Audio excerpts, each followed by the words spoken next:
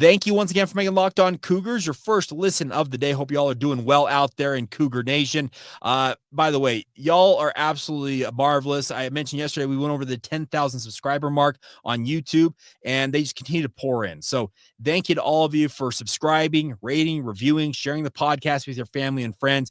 Really do appreciate your guys' patronage. It means the world to me that you guys find it of value. All right, so BYU football is on the hunt for a top tier recruiting class, if at all possible, in this upcoming 2026 cycle. There are a lot of guys with connections to BYU who are top tier talents in this 2026 recruiting class. And chief among them is a kid out of Pineview High School down there in St. George, Utah, and Brock Harris. He is a four-star prospect on some websites. 24/7 Sports, which I subscribe to, is my favorite website, has him as a 4-star. His composite rating indicates he's on the border of a 5-star status. I would imagine with a big senior year, he easily could garner that 5th star. Currently, he is the 5th rated tight end in the entire country. He's the 2nd rated prospect in the entire state of Utah. And everything that I see from him on film is just an elite tight end who could be the next insert great BYU tight end that you love to watch. For me, Dennis Pitta. For some of you, Gordon Hudson. For others of you, insert whoever it is, Tula Mealy, Chad Lewis. The who's who of BYU tight ends, Brock Harris looks like that type of a guy if BYU can land him. Now, what are the chances BYU can do that, as he has announced that he will announce his commitment on April 7th, coming up early next week? I'm surprised he's actually announcing this commitment at this point, because he has not made all of his official visits. He's made visits to Michigan lately. He's been to BYU multiple times on unofficial visits. And I thought he would carry this into the summer after going on official visits to check out other campuses and obviously make an official visit to BYU, where his father once upon a time played for the BYU football program. But apparently he has decided that he knows where he's going and he's going to make that announcement early next week. And it is very interested. I am very interested to see what he ultimately decides.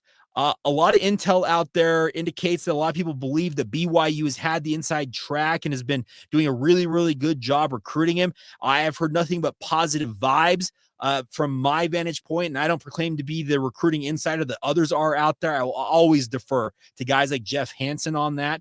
But here's the thing. What I have heard about Brock Harris is that BYU has done an incredible job making sure that they've loved him up and make sure that he knows that he's an absolute priority for the BYU football program. Who else is in the mix for him? Well, it also includes the likes of Georgia, Miami, Michigan, Oregon, and the University of Utah. Those are the 6 finalists that he lists that he'll be picking from as he makes this announcement on April 7th at 3 o'clock Central. So that's 2 o'clock Mountain Time. I hope it's BYU. I sincerely hope it's BYU, because this would indicate that BYU has the recruiting juice out there in the college football realm that many of you have been hoping would translate over from what they have done from the BYU basketball perspective in landing, as we already talked about today, a guy like AJ DeBonsa.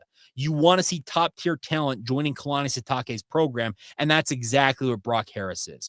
This is a kid who there's a person connected to the BYU football program. If I were to name their name, you know exactly who it is, who told me when he came to BYU's camp last year I guess he'd be 16 or 17 years old at that point, they said he was the single best athlete they have ever competed against in that camp, that they have seen with their own eyes. He said this person said that he was, speaking of Brock Harris, just, you could tell he was a different type of athlete. That is why BYU needs to win this recruiting battle, if at all possible, because it's ultimately Brock's decision. He will have that say on where he's going to play, and he could renege on that decision at some point down the line. But I sincerely hope it's BYU, because it would show once again that Kalani Sitake, Aaron Roderick, in the case of Brock Harris, a guy like Kevin Gilbride as BYU's tight ends coach, that they did the work and garnered and won a recruiting battle against top-tier opposition on the recruiting front. Georgia has guys like Brock Bowers they can point to a kid like Brock Harris and say, hey, you want to be the next Brock who's an All-American for us and goes on to have a record-breaking rookie year in the NFL? Yeah, come and play for the Georgia Bulldogs. Miami's got a strong history of tight end play in their own right. University of Utah's had a pretty good run lately with some pretty stellar tight ends. up and down the list, there is just the who's who of college football recruiting this kid. Oregon and Michigan, they are no slouches. They are top tier programs with NIL money to burn.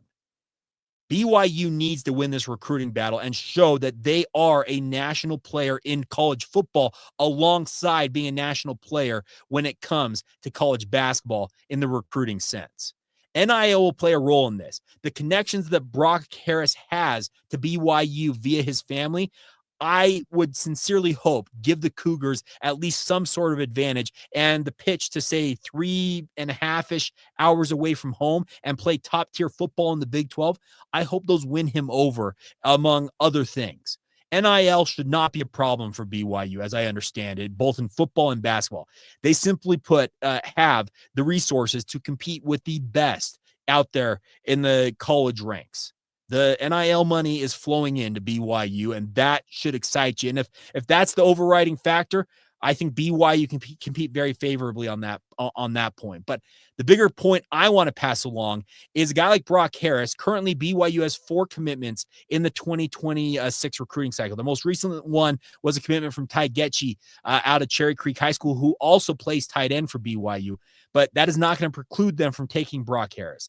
They're both top-tier tight end talents and could be the next tandem of guys that are sensations at the tight end position for BYU. The one thing that Brock would do is elevate BYU from the 45 ranking they're at right now in the recruiting rankings and probably push them inside at this early juncture, the top 30 at worst, it feels like. He would kick off, I think, a strong run, hopefully over this spring and summer, of BYU adding top-tier talent to that 2026 recruiting cycle. And that talent could include the likes of the Pula brothers at Timpview, who have been committed to UCLA, but have been rumored to be open to flipping their commitment to maybe a program like BYU. Ryder Lyons is a top-tier 5-star quarterback who, in his own right, has announced he's making an official visit to BYU in June. Could they seal him up and add him to this 2026 cycle? What excites other prospects when it comes to committing to a program like BYU is seeing fellow top-tier talent like a Brock Harris already committed to play in Provo, Utah.